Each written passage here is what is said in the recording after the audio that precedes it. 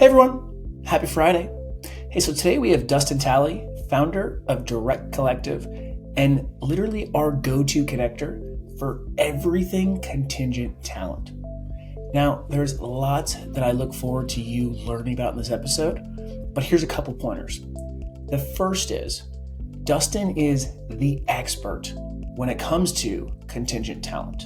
He came from MBO, which literally was the leader in the independent workforce, started in 97, stands for My Business Office, founded by a guy named Gene Zano, and it has really been one of the pioneers of the flexible and independent workforce. So first you're going to learn about that, and you're also going to learn about the entrepreneurial DNA that MBO produces, and it really does. It's like the PayPal Mafia is basically like MBO. Second, you're going to learn about community, which community has been kind of going through a reckoning, I would say, in the past couple of years. And the fact that Dustin has been able to build up such a robust and reliable and engaged community is incredible. And you're going to learn how he was able to do that. Last, you're going to hear about what contingent talent leaders are going through and how they are trying to elevate contingent talent programs. Now, this space, I'll give you a little bit sort of, into my world. I didn't even know what the word contingent talent meant until I saw $100 million plus of freelance spend and then realized, oh wait, this is nothing compared to the billions of dollars spent by every company on their contingent workforce. So listen, enjoy the episode. And let me just tell you some quick data, by the way, from an industry perspective. The freelance/flexible/independent workforce, it is booming. Here in the US, it's not unrealistic to say we're seeing 100 to 260% growth of companies hiring freelancers. You'll learn why if you follow Human Cloud. You'll see the data coming out. It also is not unrealistic to say that everywhere in the world, with the exception of the EU, is seeing similar growth. In some areas it's higher, some areas it's lower, but directionally we're seeing 30% growth, which is why Grandview Research actually upped their CAGR. Last year they said the CAGR of global talent platforms was 16%, now it's 17%. So they upped it by a whole 1%, which is incredible. All right, I'm going to shut up, enjoy this episode, and then most importantly, go drive some change. Talent platform CEOs, I got a question for you. How in the world are you mobilizing every single person on your team? I'm talking about employee 23, who's been here for 2 years, as well as employee 86, who just joined last week. How are you powering them to drive their own onboarding, their own conversations, and really accelerating their time to be future work and flexible talent experts? Well, listen, we have an exciting solution for you. We call it Knowledge Hub. Knowledge Hub is literally everything that you and they need to drive flexible talent strategies and to evangelize to their clients and their teams what in the world flexible talent is and why they should care. Now, technically what it is, it's a daily briefing. So every single morning, Knowledge Hub members, they get the stats, they get industry challenges, they get figures. There's also quarterly reports that only Knowledge Hub members get on the state of talent. We're talking talent, external talent, technology, policy trends, you name it. And it's all customized for you so you can build up. And so day 1, you're going to have a little bit of knowledge. Day 10, you're going to have a ton of knowledge. And by day 100, everyone in the organization is going to be building up their collective knowledge hubs. So I want you to go check it out right now and tell them Matthew sent you. All right, Dustin, all I can say is finally, this is like 4 years in the making now. And so, a little flirting for 4 years. I think I actually know a lot about you now to the point that I won't ask any really novice questions, but I think you are the one that every single person knows at the conference. That's all I'm going to say. That is very true. You have like the Kevin Bacon effect, of like everyone's 2 degrees from Kevin Bacon. But for our listeners, how would you describe what in the world you do? Deeper than just you're running the largest external talent community in the world, or external talent community leader. You'll tell me the right buzzwords to use. But how the hell would you describe yourself, Dustin? Yeah. No, thanks for having me on, Matt. Super excited for this. And you're right, we have been working on it for a good bit. Dude, love the podcast too. I actually follow the podcast and listen to everything, so it's fun to be here. I love people, right? And I think a lot of people who enjoy relationships end up in this industry for that reason.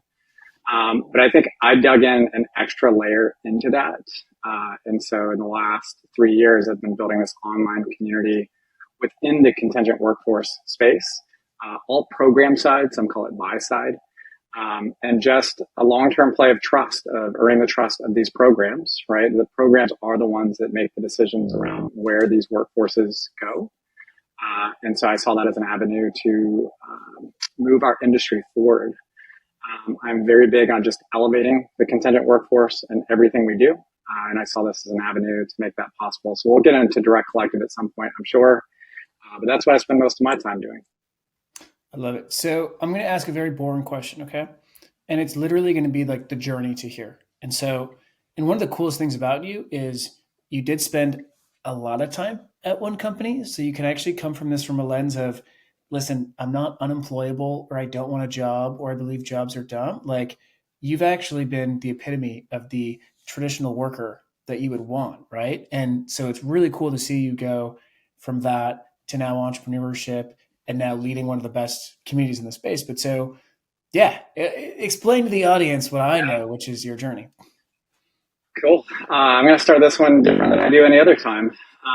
I found this word when I was in college called an intrapreneur. Some people have heard of that. And I stuck to it for some reason for about 15 years. And so in different organizations I was a part of, for context, I started my career on the MSP side of this industry, went on to work for a company in the independent worker space. Those that want to look me up on LinkedIn after this can figure out all the companies, so I won't plug them. But in both of those organizations, and all three of them rather, there were three, I considered myself an entrepreneur. I was building these things within these organizations. And what I come to find out over that 15-year journey was, for me, that was a little bit of a cop-out of not being an entrepreneur. Right? It was like safe and secure and all the things we desire in employment, right? The ironic thing is that company that I did spend a decade in was helping the independent workforce. It's MBO Partners. I'll cut to the chase. We were helping the independent workforce, or the independents, operate at scale with these enterprise companies. So I spent a decade around this message and like creating these environments where independent workers can work with enterprises, all while being an intrapreneur, right? And so I've kind of got that itch the whole time to go do something. Meanwhile, loving obviously what we're building over there. And so in 2021, COVID's happening, midlife crisis perhaps happening, all kinds of things at one time. I got this moment of clarity where I was like, I'm just going to jump, right? And so I did. And I like to think that kind of the DNA of that organization, I absorbed a lot of that in my own way of thinking. And so launched out, started consulting in the space. Well, maybe we'll jump into it at some point. I had this notion kind of when I jumped out, of direct to talent being a very important, kind of focus in the space. And that was my niche, if you will, when I was consulting. And then quickly into that consulting journey, purely out of a desire to be around programs. A lot of my consulting, is on the provider side of the equation that's, solving problems and creating solutions within the space. But out of a desire and just missing being around programs, I stood up this little networking group that later, we'll get into it, became Direct Collective. So that was kind of my journey into going independent and making that leap from employment in this industry into independence. So I'm also going to plug MBO in this specific way. It is like the definition of an entrepreneur factory. Like literally the amount of people that have left MBO to be entrepreneurs and then come back, like it is the closest our industry has to like the PayPal mafia. Which, do you know about the PayPal mafia? Sure, Yeah, of course. yeah. So I mean, MBO has the closest, and at its core, right? Like Gene is the ultimate entrepreneur, and now Mile. So it makes total sense. I wonder from your perspective, Justin, what was it like? What was the core DNA that really made it such an entrepreneurial powerhouse? And I ask too because a lot of our listeners, they are the entrepreneurs, and so they are the crazy VPs inside an enterprise trying to change the world within an ecosystem that says don't change, or they're the talent platform founders that it's not a sexy unicorn industry. So they're pounding their head against the wall going, am I a good entrepreneur? But from your experience, like, what are some of those inputs from MBO that really taught you how to be a good Yeah. entrepreneur? Well, good question. So I think, again, I said it's in their DNA earlier. I think any organization, it kind of starts with the mission and vision that organization has. I don't even know if it's still the same, but it used to be to make it easy for the enterprise and independents to work together, right? That's what a lot of us do, actually, if you think about it, right? We're trying to help these massive organizations work together with freelancers, independent, whatever you want to call them, right? Whatever the term is of the day. So I think it started there, and that absolutely started with Gene Zano. And then, I don't know, man, I think certain people, that organization creates opportunities for people to kind of like rise to the occasion. And so I got numerous opportunities like that. For context, I joined when it was, I don't know, 1/10 of the size it is today, right? So it's much more well known at this point. But during those growth years, we were creating things and innovating. And so I got to be a part of that. We also got to help enterprises solve their problems, right? So I think, and I'll get into this in a little bit, this is in my own DNA. But I think a lot of people have this idea of what they want to create, and then they go try to find the problem for it after they've created it, versus going to find problems and then create solutions for problems. And so I think that existed within that organization. That definitely fed into my tenure within that organization. And then I think, I don't know, man, it's just, again, opportunities were created, and you just kind of jump onto them. So that's kind of my story and how it unfolded. I think the two takeaways are, number one, like giving people a platform to rise and like enabling that, but then also having the problem first mindset being what kind of wraps around that. And so, and this is where, I mean, I'm like too much of an entrepreneur in that I've gone through the pain of doing the opposite of solution first, and even went and raised around, got a company acquired purely by still trying to take a solution and find a problem. So you can easily hand wave and make your way to some of the big supposed milestones, but you can't outsmart customers in trying to tell them what your solution is. You need to come from the first principle of their problem. So I think those are two things that are massive, and that dovetails into now, right? So you didn't just start Direct Collective. And that's one of the coolest things is we met in the beginning of your journey, and it wasn't, hey, I'm going to go build the largest, and you tell us what terminology, but you didn't come out and say, I'm going to go build the largest external talent community in the world. I'm going to disrupt everything. I'm not going to collaborate with anyone. You literally went bit by bit, creating a good experience with each individual that joined your community. And I kind of understand you took that logic of solve problems with them rather than tell them to buy your solution. But so tell us about now dovetailing into Yeah. why Direct Collective, the journey of it, you name it. Yeah, for sure. So the other thing I'll mention really quickly, and I learned this at MBO, is that a lot of consultants get to a point where they then want to productize something, right? That might be year 2, or that might be year 10. But eventually you're like, I've got to productize something about what I'm doing.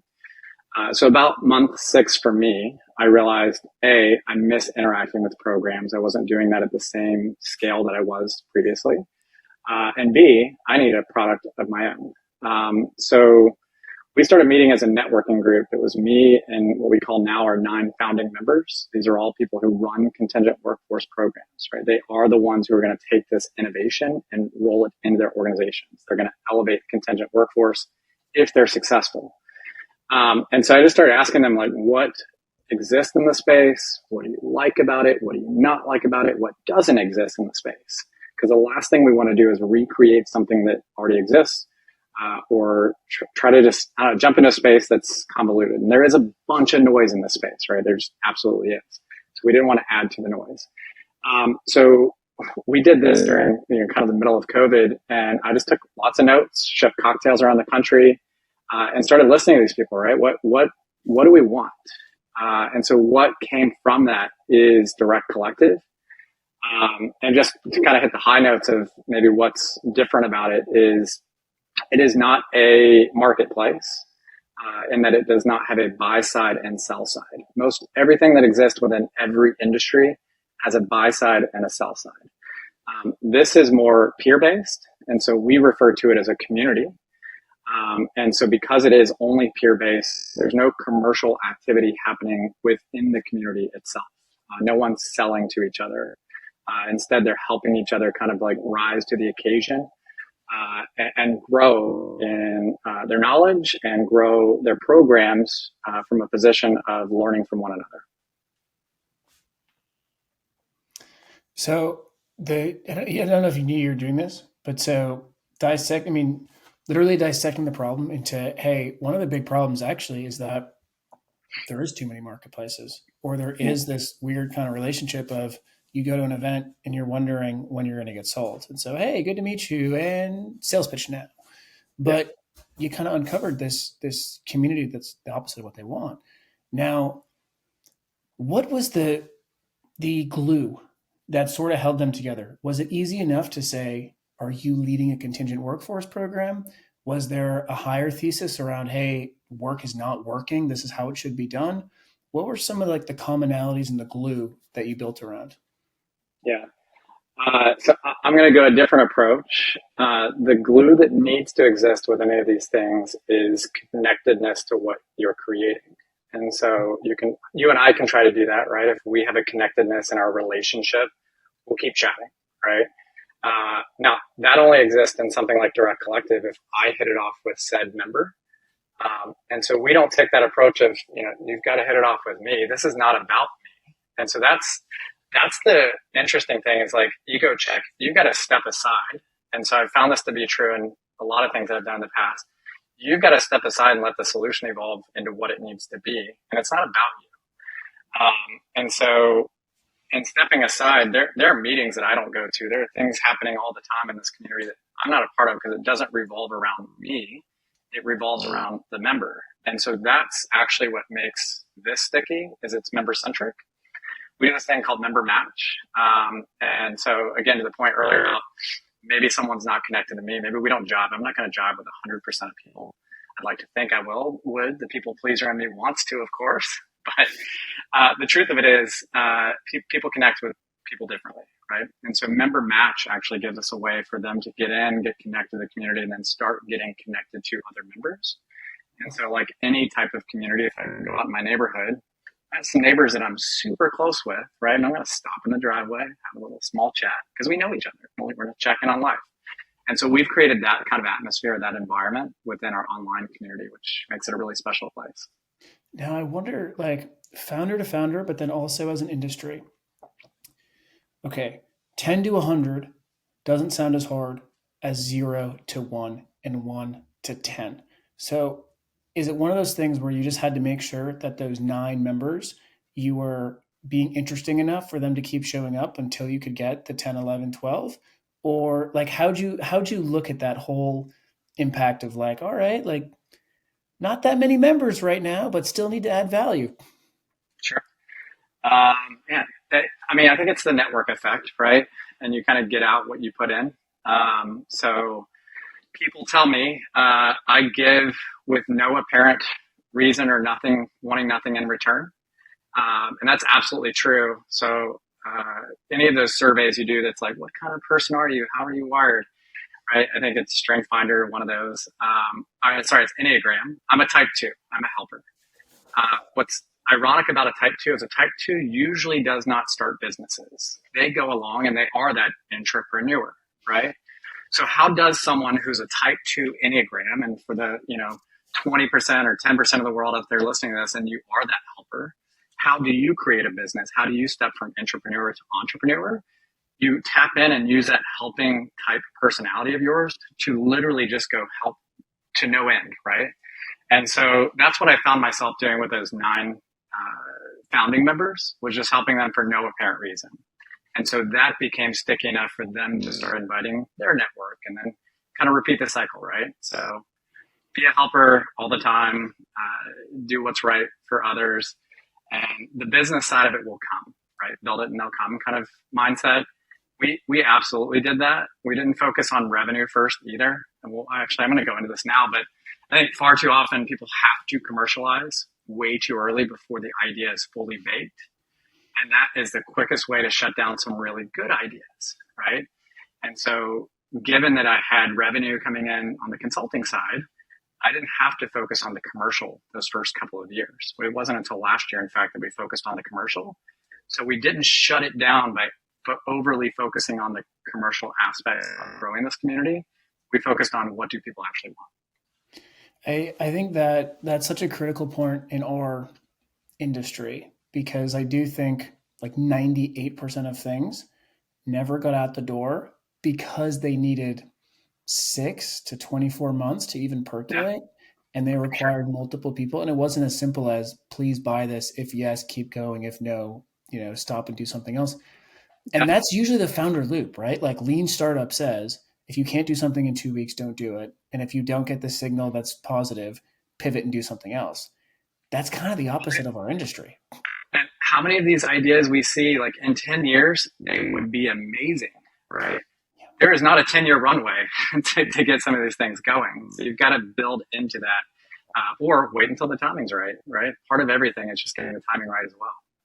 So, okay, let's try to get tactical in terms of, because I think the stage is set. So if I were to like summarize up until now, I'd say, because you did 20 years at MBO, right, Dustin?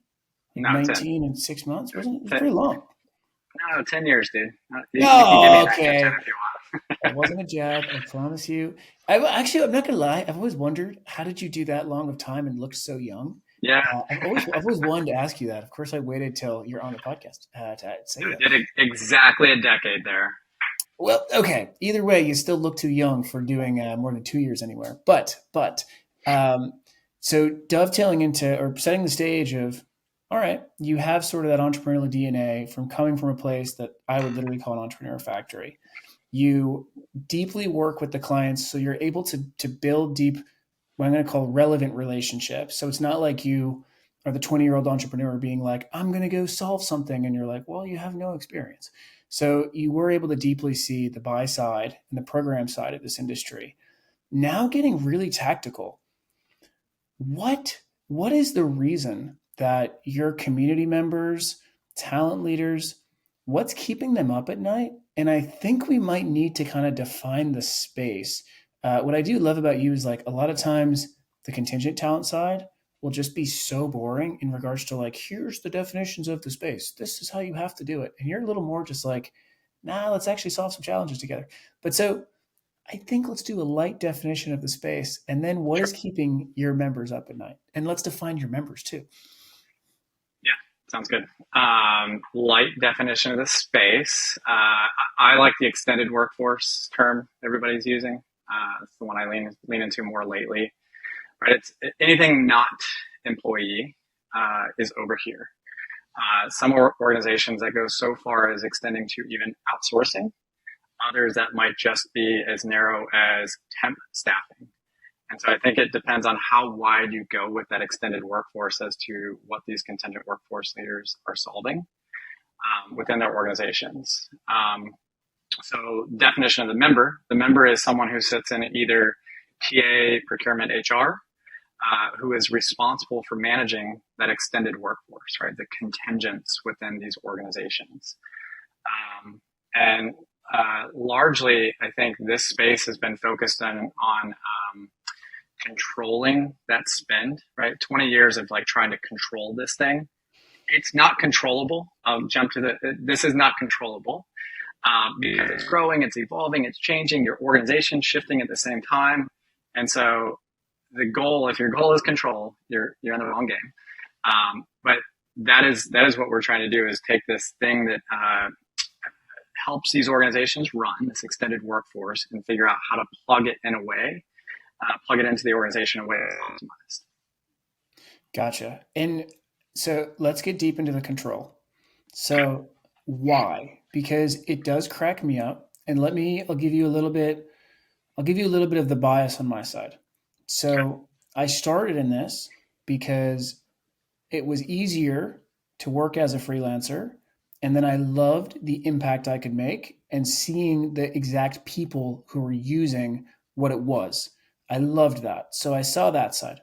I then came in from the side of, all right, I got to go build actual business value. And then initially it was in the form of software development. A freelance network seems really, really great. All right. Then everyone's saying, no, that can't happen in the enterprise. Well, actually, it was even better in the enterprise because I had unlimited budget. And so instead of hyper optimizing my freelance bench, I'll be honest, I went nuts and I still probably spent 1/10 of what it would have been if I didn't go the freelance route. So I've seen part of this world that is just so much better, yet it feels like, exactly to your point, it's usually about control. It's usually about cost optimization. It's usually so not business related. And not going to lie, most of our value is when the line of business leader or the VP in product marketing ops or innovation, just being able to tell them, we won't tell procurement what you're doing, or we'll show up when you have the leverage for procurement to do what you want versus procurement trying to force you to be slow. So that's my bias. Okay. Sure. Why though? Why does it? Why is that kind of what my bias is? Well, you came from one of the top 5% of organizations that get it, right? They already worked with independent talent at scale. So your perspective is going to be different than maybe like a financial institution, right? I look at companies, anything in the financial world, they operate totally different than someone on the tech side of the fence, right? And there are a lot more restrictions and regulations and compliance comes into play. And so those two companies operate at different pace, at different scale, and have different strategies as it relates to their talent. And so we're never talking apples to apples, even though we're always talking about the contingent workforce. It looks different in every organization because the dynamic in that organization is much different, right? But for someone like you coming out of one of those innovative organizations, right? You're like, yeah, we did what we wanted and it was really freaking cool. And why doesn't everyone do it? It's not the world we live in. Whereas there are other people that are in those organizations that move, slower, strategic, thoughtful, whatever word you want to put there, right? And it's a slow build, right? It's a much slower build if you want to look at it that way, or much more controlled build. Let's look at it that way, right? Because they can kind of control things. Whereas other orgs are like, let's just go and we'll clean it up later, right? So it depends on the DNA of the organization. So now laying out the DNA, so you started to like all the way to the left, all the way to the right. So you said all the way to the right is that we're even going to include offshore into the extended workforce, outsourcing. And then all the way to the left was nope, extended workforce only equals temp. Is that the right? Help me understand the range of possibilities within the expanded workforce. Yeah, sure. So, I think at the kind of the forefront of this is it was very easy to wrangle staffing suppliers 20 years ago. And so a lot of this, the terminology is spend under management, right? And that speaks to control, spend under management. And so a lot of these staffing companies rolled up under these MSPs, or maybe it was a master vendor model in the early days, or maybe it still is. So we're starting to see more of that again. And then it starts to extend into other categories, right? Okay, well, we realize we have independent contractors. What do we do with that? There are these SOWs that kind of look like there's workers associated with it. Should that be in our program? And then it goes, again, all the way to kind of outsourcing, offshoring. It depends on the organization how far they want to go. It also depends on which partners are a part of that equation, right? If there's a lot of SOW spend, and I know a lot of your past podcasts have dove into this topic, now SOW becomes a priority. Why? Because it's rogue spend and we want to control it. So again, I'd argue you can't control it. All you can do is try to chase it. There are some organizations that are decent at controlling it. But then when you look at the innovation in those organizations, what's very few limited exceptions. I've got some that pop in my mind. They do have control and innovation happening at the same time. Most do not. So let me highlight I'm going to call it the impact of incentivizing Okay. spend under management. Now, this cracks me up because as an entrepreneur, I'm thinking up and to the right. So literally, even when like my wife gets sick, I'll text her being like up and to the right today, and she's like, "What the fuck are you saying?" And I'm like, sorry, I had to turn that brain off, you know." And so Silicon Valley trained me up and to the right, up and to the right, 10x growth, 10x growth, move fast and break things, right? So to me, the objective of spend under management sounds so boring and sounds like a financial advisor who's just loving sitting there being like, "Oh, this is my AUM, check this out," right? And I was at been at a couple conferences, so if someone's listening that was at this, then they're whatever. But so the amount of showing off around, I got 5 billion under management, and I'll be sitting there just like that sounds horrible. Like, how are we actually moving? Um, but so to me, it does sound like sort of there's an original sin, which is incentivizing scale and then or excessivizing volume, not scale but volume. And then the sort of forcing function is de-risk, right? So it's really all about de-risking that. Now, so you mentioned who is doing it right? What are they doing? And feel free to obfuscate, obviously. But yeah, what does doing it right look like? I'll take the safe answer and say right is right for every organization, right? That is so. Uh, Boo-hoo.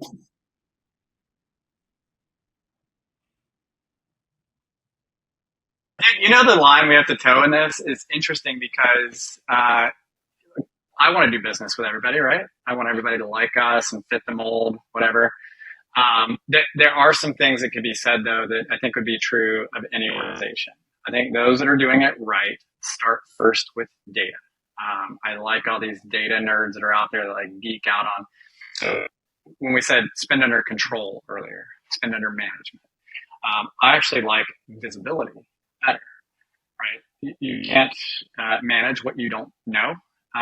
And so some of these people build these programs, build ecosystems, and they don't know what existed out there. Right? They don't know what problems they were even fixing. They don't know what populations existed within that. They just kind of build this solution. Again, to the earlier thing we spoke about, right? You build a solution without knowing what the actual problem was, right? At the surface level, we kind of know what the problem is, but this gets very important when you're building specific solutions, right? So VMS, do I go with SOW population first, or do I go staff hog? Most playbooks say, and most people have experience managing that staff augmentation population. So they're going to go there first because that's the playbook they know. What if their organization has way more spend, risk, challenge within the SOW population? I've seen very few organizations start with that and say, let's get that and let's get visibility and start to get that spend, if you will, in the program. I still don't like those terms, by the way. I'll use them for sake of what we're talking about. But then go that direction. But I think again, it's different for every organization. Those who are getting it right are the ones that are taking a look at their data, So figuring out related, what problems they because have, what they I need to solve, agree, and then solving uh, at that but I'll give you an experience where I've seen the best distributed collaboration at scale, which sounds so buzzwordy, but it'll make sense. So my question for like punch me in the face and write a business case study about it. But so my question for you is going to be, what are the KPIs that should matter? And literally, what are those metrics?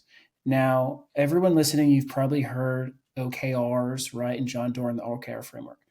I will say what makes that very powerful, because at Microsoft we were all OKR based to the point that yeah. every single leader, it was clear what their three OKRs were, and you then knew how to communicate with them. So that's where I've seen this be so effective, is so long as those OKRs stay for more than a year, then it really helps you align.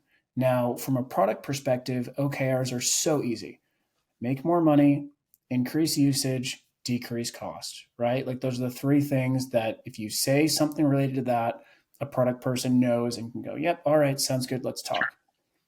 Procurement, talent, I don't know what the hell to tell them most of the time, to be honest. I do think right now it's a little more refined in terms of I think they have to be more strategic business partners. But historically, I don't know how the hell to talk to HR and procurement. Dustin, that's why we have Tony, to be honest, because he does Yeah. and I don't. So I stick with my sweatpants and business people. But from your perspective, what should the KPIs be for expanded workforce leaders? What should these KPIs be? Yeah. So I think we put too many KPIs on the three things anyone will mention in one of these talks, right? It's speed, quality, cost. And you look at those and you try to measure it and mess with the levers. Forget all of those for a second. What really needs to be measured is the quality or the experience of the manager, the quality and the experience of the talent, right? And forget quality, throw that word out for a second. Just the experience, right? Did we create a positive experience of connecting this manager to this talent and vice versa, talent? Did you find an easy path to come do business with our organization? Did you thrive in that? And a lot of what exists is all these layers and companies and process and compliance and all the things in between those two constituents in the process. And I've seen some of these newer companies in our space that start focusing on, what is it called? NPS scores, right? Yeah, What is the NPS? Yeah, what's the NPS score within our industry? And you look at it, it's really low. I subscribe to that level of thinking, or that line of thinking, where it's, hey, we need to just focus on the experience. And going back to something I mentioned earlier, my whole focus when I started consulting in the space was direct talent. There's been for 20 years now, there's been this movement of trying to go direct to consumer, right? I'm sure you bought something online this week, right? Went straight to the company, bought it, it's going to show up at your door. And I think in this industry, for a long time, we've been expecting to see something more like that. And it's not. It looks a lot more like this personal shopper experience. And it's like, well, wait, I didn't want a personal shopper experience. I just want to engage that person over there, right? Or I need someone to do this. And you gave me this weird process to get there. I couldn't agree more about that. I think there is this reality that we do have to just swallow and embrace. And I think part of that is no one actually cares about the word talent, is my experience. And this is going after the people who are hiring at scale. So it's going after those leaders who maybe have a team of 5 right now, want to turn it into 500. Have a team of 500, want to turn it into 5,000. But so one of the toughest parts in pitching this, and especially when talking to not people that aren't in the space, is that the talent itself is secondary, it's indirect, and it's a medium to what really matters. And so one of our key clients, the last thing they care about is time to hire. They don't even really care that much about cost to hire. They care about NPSA. It's like net new per seats added. They care about MAU, monthly active usage. That's what they're measuring. And the talent is secondary to that. And so when we show up and we say, look, we just increased your time to hire by 90%, they turn around and they go, great, now my cost just rose so much that I actually now have a higher cost per ticket. I have a different problem to solve. Yeah. Different problem. You just created a worse problem for me, or even worse, from a talent marketplace perspective, they'd say, hey, I need a good designer. And we go, okay, cool. When you wake up tomorrow, there's going to be 1,000 designers applying for your job. No.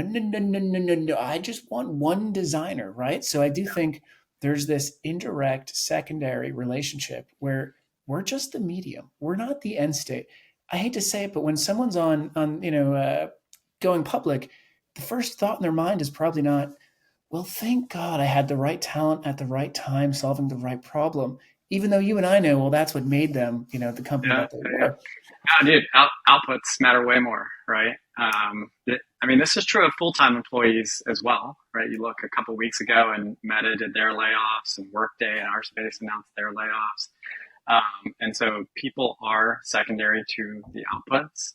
I think we have to kind of just embrace that even within the extended workforce. What does that mean for us? Even though this is about budget and not headcount necessarily. Awesome. Well, how can we take that and usher in our solution in a way that's impactful to that organization's outputs? And you have seen some talent marketplaces dive into that. They like really get and kind of dial into like, we get it. Here's where you're going. Here's the things you need to achieve. We can help you achieve that fast. And I do think that's one of the outputs of the talent marketplace is the speed aspect. But then how does that speed aspect tie into the output the organization has in place as well? So all of me wants to like keep diving into that, Sure. oh man, but I'm going to shut myself up There's some because data out there. because it's about you, Dustin. So the audience has already heard enough from me. And this is sort of coming into the last section, and that is, what are the most important trends that are keeping your community and all extended workforce leaders, keeping them up at night? Is it the rise of independence? Your MBO showed that there's 27.7 million full-time freelancers out there, independent workers. Of that, there was I think like a 1 to 3% higher compound annual growth rate of independent workers compared to everything besides non-farm or something like that. We have data coming out that shows there was a 260% increase of U.S. companies hiring freelancers outside the U.S.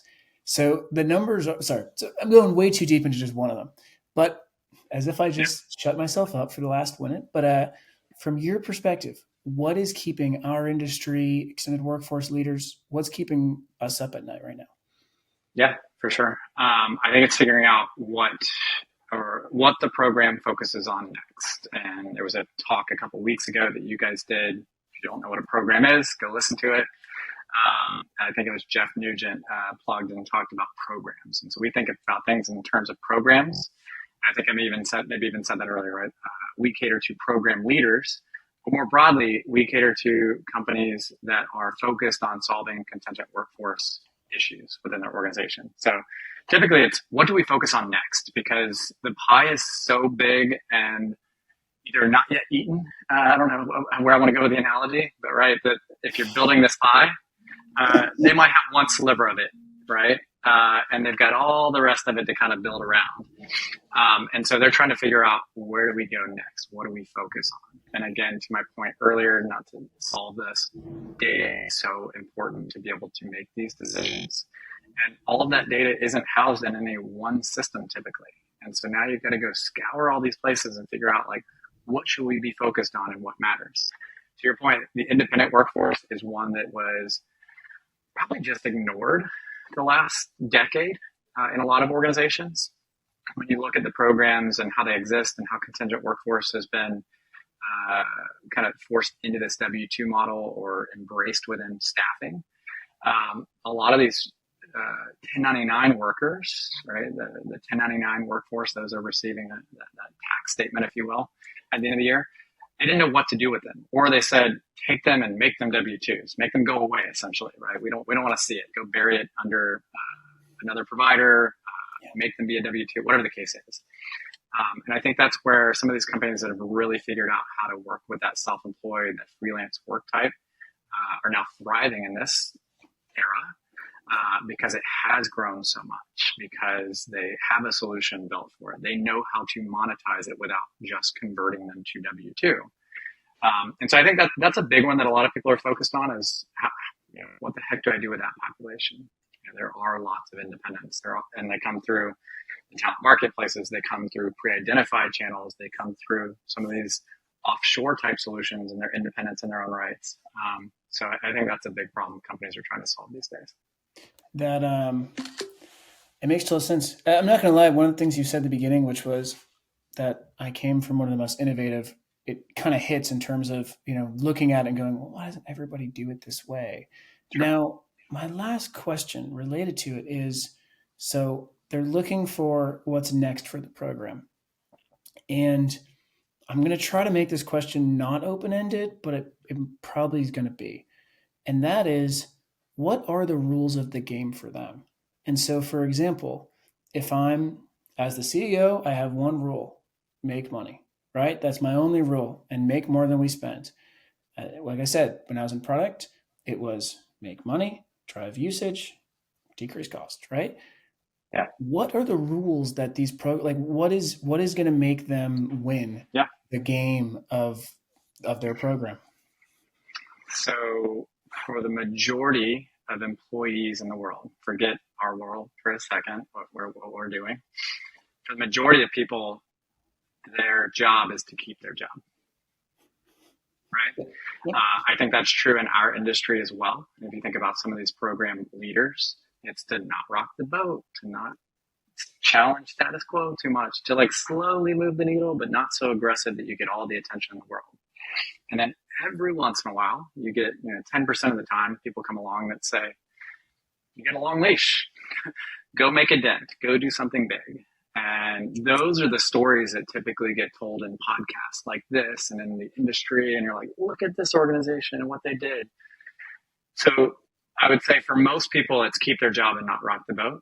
For 10% of people, it's how innovative can you be? What goals does your organization have? And how can that extended workforce lean into those goals and help that company achieve them? And so for anybody that's in a program and you think, oh God, I got to keep my job. That's what I'm doing for the next 30 years. First of all, that's kind of boring, right? Let's all call that what it is. And you weren't put on this earth just to keep a job. So figure out what those things are that your organization needs to achieve at the highest level possible, and then kind of extract backwards from that, right? How does the extended workforce help you achieve that? And then one of the best pieces of advice that I ever got from someone was when I was starting a new job, right? And it's a lot easier to be disruptive during your first couple of months in a job. But the advice this person gave me was, hey, the first 3 months, just take copious notes. What are other people around you trying to solve? And figure out which ones actually matter to you, your career, your organization, and help them solve their problems in your own lane. And that will create a name for you and your organization and help you kind of rise to where you need to be. So figure out how to empower people around you and help them win as well. Be a helper. Very you, Dustin. Very, very you. But and I'll say I'm not the helper, Dustin. I'm actually purely the let me go in, build a massive fire, and then have others like figure out how to operationalize it. Yeah. And then if that means no humans, like I'm totally, meaning talking to, I'm totally okay without that. But to your point, this is the one thing that I do miss about large companies. When I was at Microsoft, I could go building to building and meet with whoever I wanted and literally just bring a coffee to somebody. And especially when you're young, you kind of just take that for granted, but you don't have to be young. You can always do this. If you have coffee, someone's always going to say yes, right? So I would go building to building, coffee to coffee, and I would just meet with anyone that I thought was interesting, but then also made sure that I was aligning ways I could help and our program could help with them as well. And that was so crucial. And it literally, I'll never forget my interview. One of the GMs said, hey, this is going to be like going to university. And I was like, what do you mean? I don't want to have to pay more money. I already have enough student debt. But it was because like every day it was like drinking from a fire hose of like potential knowledge that you can't gather if you don't have access. So I will say for those that are inside a large organization, you do have a gift. Now, independents have no leash, right? So like that's the beauty of being independent, owning your own company is do whatever you want. But it's harder for us to have close relationships where we can just say, here's a coffee. Let's talk about what's keeping you up at night and what your OKRs are. So I think you put it perfectly. Now, last question for you, Dustin. What can we expect from you and Direct Collective over the next year? What's in store? What are some of the cool stuff we have coming up? Yeah. So I mentioned earlier, we are trying to complement the space. So you're going to see some key partnerships coming out of Direct Collective with other interesting things that exist within the industry. And so partnerships is a big focus for us this year in figuring out how to complement what already exists and help move the industry forward. We're less focused on numbers. I feel like numbers come because we've built something awesome. I think we'll remain the fastest growing community in the space. But we're going to focus on continuing to connect the dots. And that's what I'm most excited about. I love it. I love it. Dustin, probably the most important question is where do you want our listeners to go? Obviously LinkedIn, right? Look me up, Dustin Talley. I think I might be one of two, so you can find me there. And then our site is Direct Collective.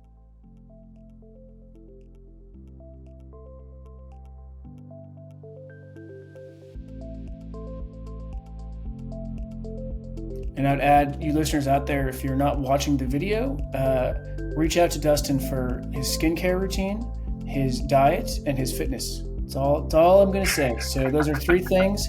If I had more time with you, I would ask about that. But for you listeners that aren't watching the video, skincare, you're definitely doing a 6-step. That's how you know I'm married. My wife does that. And his fitness and his dieting. So Dustin, thank you so much for finally hopping on. And listeners, go reach out to Dustin ASAP.